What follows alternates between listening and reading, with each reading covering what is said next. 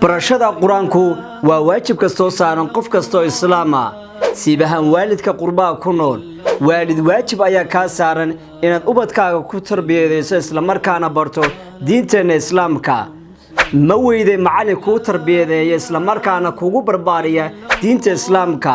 waxaan ku hayaa dugsiga Al-Firdaws Islamic Online oo ah dugsiga ugu fiican dugsiyada habka online-ka ku dhiga barashada diinta islaamka dugsigana ay ku joogan macallimiin isugu jira rag iyo dumar aqoonta guud ee dugsigana aad ka helaysa waxa kamid ah barashada higaada afka Carabiga oo ilmaha yar la barayo akhriska iyo qoraalka iyadoo ay leeyihiin leefalo kala duwan barashada Quraanka Kariimka oo ubadka la barayo xifdiga Quraanka Kariimka iyadoo ka helayso bilow dhexdhexaad iyo dhameystir iyo barashada culumta shariicada islaamka sida fiqiga axaadiista tafsiirka iyo waliba ducooyinka iyo aqoon kala duwan oo dugsigan aad ka helayso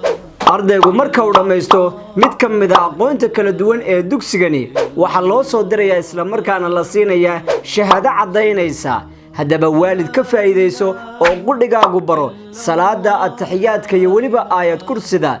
goor kasta iyo goob kasto dunida ka joogto